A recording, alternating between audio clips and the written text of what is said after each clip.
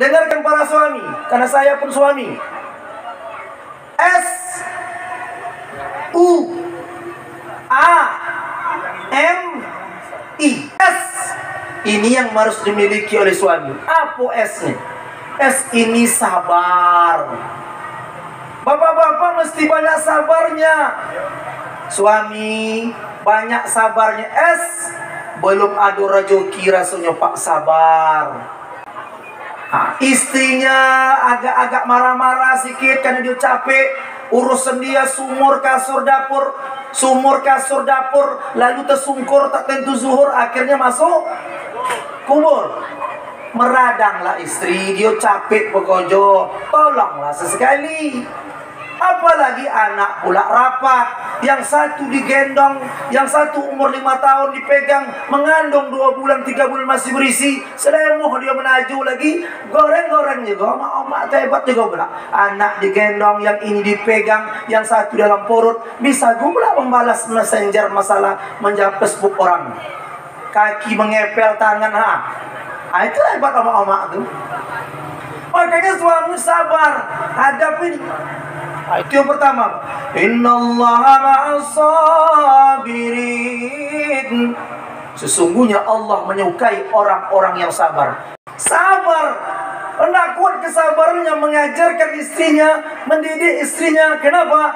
Karena kita ambil istri kita ini, ada yang belum tamat Al-Quran, lalu kita ijab kabul, peran suami untuk melanjutkan kerja daripada amanah orang tuanya, Pak.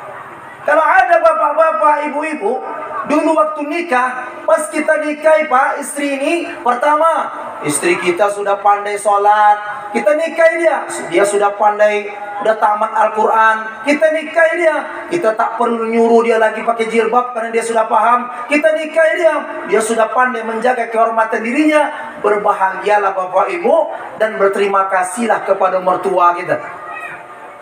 Tapi berapa banyak para istri yang suami tidak sabar mengajarkannya. Waktu kita ambil ternyata bini ini sembahyang belum pandai, Quran belum tamat, pakai baju pun tak pandai. Tahu bapak pakai baju tak pandai? Jadi bolinya pula sopit betul. Sehingga pula orang lain lebih sur nengok bini awak daripada awak. Sini tak ada, ibu. Ini kan yang soleha-soleha didatangnya, amin. Tengok malam ni ya, berjilbab ni semuanya ni. Malam ni ibu. Malam ni tengok malam. Itu sudah. Berbahagialah bapak. Kalau jika tak didapatkan begitu, bersabarlah mendidik dia. Ini waktunya panjang pak. Mendidik istri ini seumur hidup, sabar. Kalau kita tak sanggup, carikan guru dia. Atau awak membawa dia belajar. Dia bilang mau dia, apa dia mau manggil ini? Entah apa lah panggil nanti. Ya yang beb kata budak sekarang. Entah adik tak tahu saya. Tapi kata orang tu betul bau ni, kalau tak adik berabang ni. Apalah kau manggil ni, papa, papi, mama, mimi. Kau apa manggil aku? Kata suaminya, kau panggil aku Aa, aku panggil kau Oo. Ada tak ada tu. Perlu entah ke adik, entah hapol dipanggilnya ini. Panggil, bilang, aku ini tak berilmu, tak sempat aku belajar. Mungkin kesabaranku ini tak sesabarnya Nabi Ibrahim alaihissalam. Mungkin kemuliaanku tidak semulia Nabi Muhammad sallallahu alaihi wasallam. Tetapi kau kan tahu, aku ni bodoh. Apa kata bininya? Tak apalah abang bilang aku abang bodoh. Dah lama aku tahu abang bodoh lah. Maksudnya kalau kita tak pandai, bersabarlah untuk mengajarkan dia pak. Inilah yang hilang. Kapan sabarnya? 3 bulan. Ini bukan nak menakutkan pengantin ni bu. Orang nanya, nikah ni sedap apa tidak? Sedap kata itu, bagi yang bahagia. Nikah ni sedapnya 3 bulan. Saya tahu, saya kan sudah nikah. Itu ya pak. Nikah ni sedapnya 3 bulan aja. Lebih dari itu, sedap sekali. Itu abang. Kalau ada orang bilang nikah itu sedapnya 3 bulan, betul. Tetapi 3 bulan kemudian sedap sekali bagi orang bahagia. Tapi nikah itu sedap cuma 3 bulan, sisanya menyakitkan sekali. Kapan? Bagi orang yang pasangan tidak bahagia. Bila betul jalannya, rumah tangga seakan surga. Tapi bila tak betul jalannya Pak, cara hidupnya, maka rumah tangga pun terasa neraka. Kalau tidak, tak akan dinyanyiin video itu, Bu. Surga yang kau janjikan, itulah neraka yang kau berikan. Kalau tahu agama, dia paham, dia sabar, insya Allah kesabaran ini akan mendatangkan kebaikan kepada dia. Itulah makna nasihat orang tua-tua dulu tuh kepada kedua mempelai, pesannya cantik sekali. Apa kata dia? Apa ditebang si batang bulu, sudah ditebang jadikan titik. Suami istri suka begaduh, tuan alamat nanti susah rajoki. Apa bagus nasihat orang tua gitu dulu. Bekalai belak mana lah. Rezeki pun tak barokah, rumah tangga pun hilang berkah. Akhirnya rumah tangga terasa macam dalam neraka. Itulah dia. Makanya perlu Bapak kita suami, yang pertama adalah sabar. Selesai satu ibu, jadi nanti balik bilang sama suami, apa kata Ustaz tadi Bang? Sabar. Yang kedua, itu apa namanya itu Bang? Itu usaha. Suami berusaha bagaimana istrinya bahagia. Suami berusaha bagaimana mendapatkan rezeki yang halal.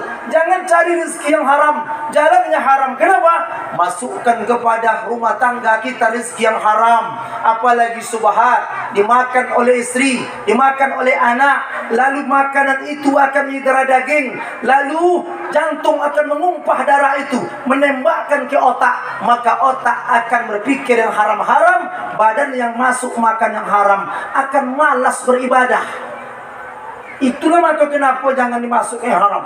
Maka cari usaha walaupun sedikit tapi berkah, lebih baik daripada banyak tapi mendatangkan petaka. Yang punya status boleh buat status Facebook. Biarlah sedikit tapi berkah daripada banyak mendatangkan petaka. Tapi yang terbaik udahlah banyak berkah pula. Itu dia hendakkan. Ini makanya saya Bapak Ibu nikah dulu. Ini pesan untuk adik kita yang mau nikah ya. Saya tidak minta kaya sama Allah Pak, tidak. Saya ulang ya adik-adik ya, yang udah nikah. Saya tidak minta kaya sama Allah. Yang saya minta pas saja udahlah. Macam mana Ndra? Pas nak beli mobil ada duitnya. Pas nak beli kebun ada dananya. Pas nak kuliahkan anak ada duitnya. Pas saja. Kalau sakit pas nak berobat ada biayanya. Usaha yang dilakukan ini usaha dunia akhirat. Bagaimana usaha dunia akhirat ini? Apapun profesi kita, mungkin kita seorang nelayan, mungkin kita seorang pedagang, mungkin kita seorang pegawai negeri, mungkin kita seorang karyawan, mungkin kita aneka ragam usaha profesi masing-masing. Sisihkan supaya berkah usaha itu kepada jalan akhirat. Ini yang perlu diingat Pak. Caranya bagaimana? Caranya carilah dunia ini untuk keperluan akhirat.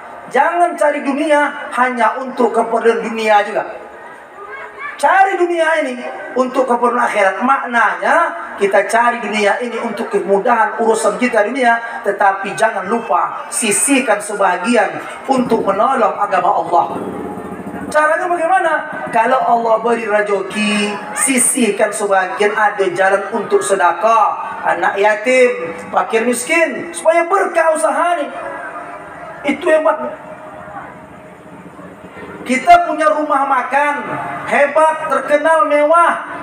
Minimal setidak-tidaknya Pak, setiap hari, mungkin sebulan sekali, ada nasi bungkus, mungkin 5 bungkus yang pernah kita gratiskan untuk anak yatim, fakir miskin.